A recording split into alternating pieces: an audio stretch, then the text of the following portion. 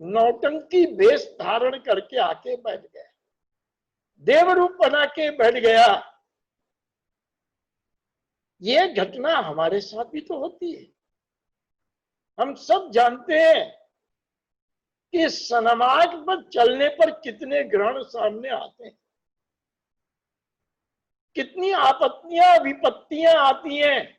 ये आपत्तियां विपत्तियां ही तो ग्रहण है। हमें उस कार्य में लगे नहीं रहना देना चाहती, तो बीच में व्यवधान डालती है।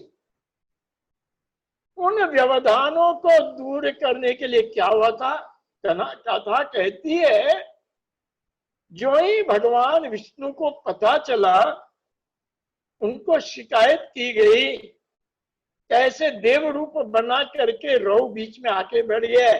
तो भगवान ने तुरंत अपना सुदर्शन निकाला, राहु का सिर धड़ से अलग कर दिया। कहने का तात्पर्य, आज हम किसी सनमार्ग में लगे हों और व्यवधान आता हो, तो उस व्यवधान को दूर करने का एक ही उपाय है, सुदर्शन। सुंदर सा जी प्राणनाथ जी वाणी में कहते हैं, सुख मुनि वाणी बोलिया वेदांत, सो इनो क्यों समझी जाए। पूरी वाणी वेदांत है। सुदर्शन, व्यवधान को मिटाना है, सुदर्शन की ओर जाइए। वो सुदर्शन व्यवधान का सिर धड़ से अलग कर देगा, वो व्यवधान को मिटा देगा। इसीलिए आप देखते हो भगवान विष्णु की तर्जनी के अंदर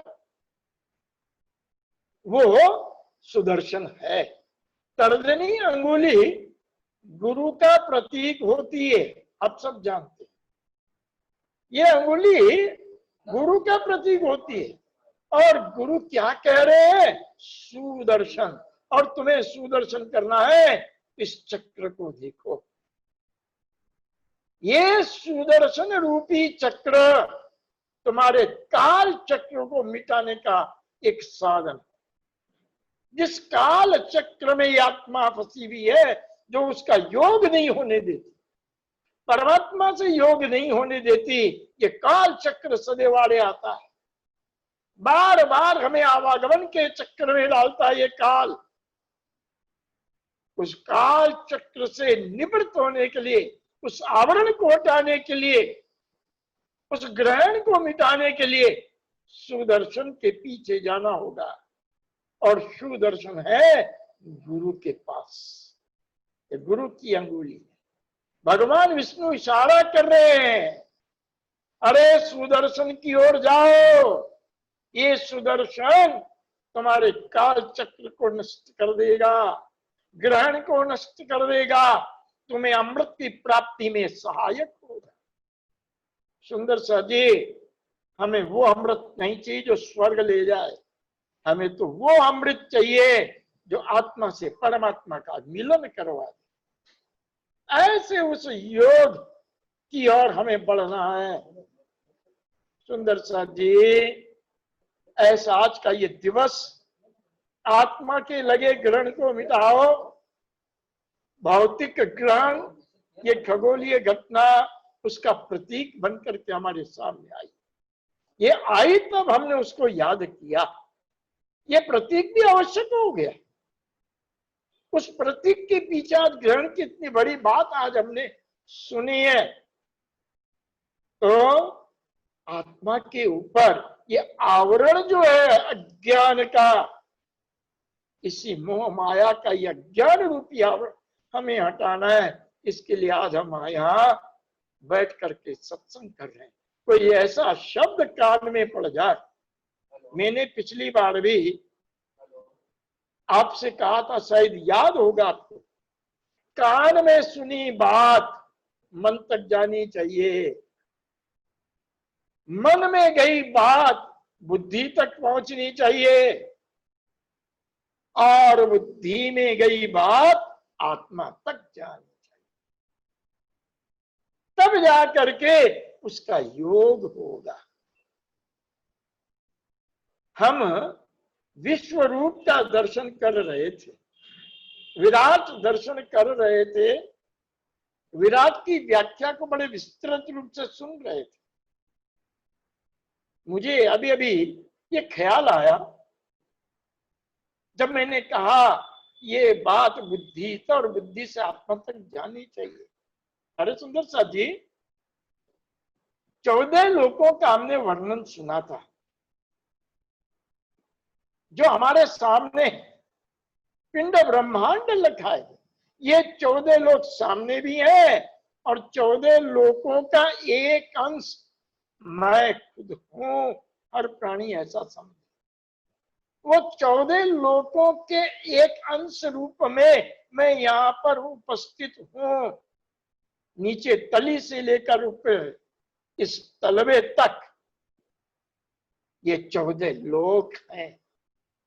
इनमें कुछ व्याख्या जैसे शेष रही थी, कैसे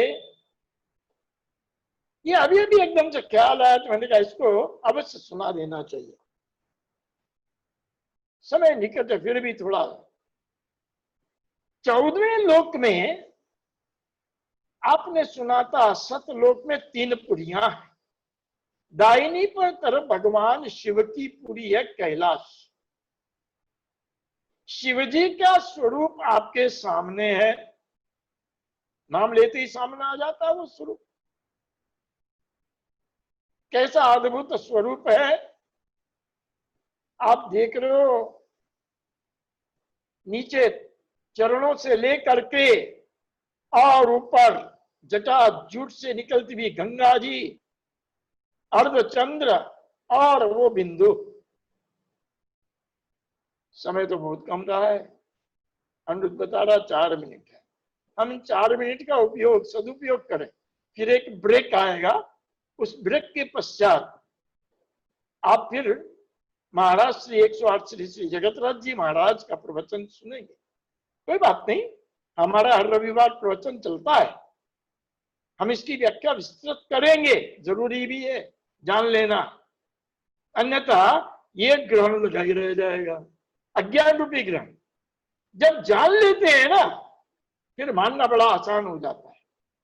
अभी हम केवल मानते हैं, जानते कितना है। अभी मैं आपको प्रश्न करके छोड़ता हूं। आज शिव जी का स्वरूप कहते आपके सामने आ गया। चरण से लेकर सिर तक देखिए तो क्या लपेट रखा है अपनी जंघाओं पर, क्या धारण कर रखा आप जानते हो। नरमुंड की माला है, सर्पों का यज्ञोपवीत है, कानों में बिच्छू है, सिर पे जटाजूट जिनमें से गंगा जी प्रवाहित हुई है, अर्धचंद्र है और एक शून्य है। सवारी बैल की है। आप ये सब जानते हो। अब ये सारा स्वरूप केवल एक प्राणी का नहीं, एक व्यक्ति का नहीं। इसे आप कोई प्राणी मत समझना, कोई व्यक्ति मत समझना, कोई भौतिक आकृति मत समझना। ऐसा समझोगे तो शिवजी का आदर नहीं होगा। आप इसको पूरे विश्व के रूप में समझोगे तो उनका सम्मान भी होगा, उनकी पूजा भी हो जाएगी। समझना ही पूजा है, ध्यान लेना। तो आज इस व्याख्या में नहीं जाऊंगा।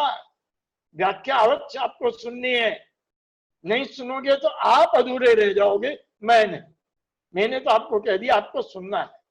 अगले रविवार जब ये हमारी सत्संग पुनः होगी तो मैं शिव शब्द की पूर्ण व्याख्या चरण से लेकर पूरी ऊपर तक एक एक खोल के आपको सुनाऊंगा। तो आपको लगेगा ये तो मेरा ही स्वरूप है। अरे आश्चर्य होगा, वो एक अंश मैं ही हूं उसका, ऐसा लगना चाहिए। तो आइए सुंदर सा जी, मैं अपने इस प्रसंग को, प्रवचन को यहाँ विराम देने जा रहा हूं। एक ब्रेक 5 मिनट का आपके सामने आएगा। जो जो नहीं जुड़ पाए बराबर जुड़ जाइए। परम आदरणीय परम पूज्य श्री श्री 108 श्री जगतराज जी महाराज हम सबके समक्ष पहुंच करके और आशीर्वचन कहेंगे। जो करनाल धाम बाबा दयाराम धाम के गादीपति हैं, हमें उनका आज आशीर्वाद ऐसी स्थिति पर लेना है। आइए यहीं मैं अपने प्रवचन को विराम देता हूं। सबके चरणों में बहुत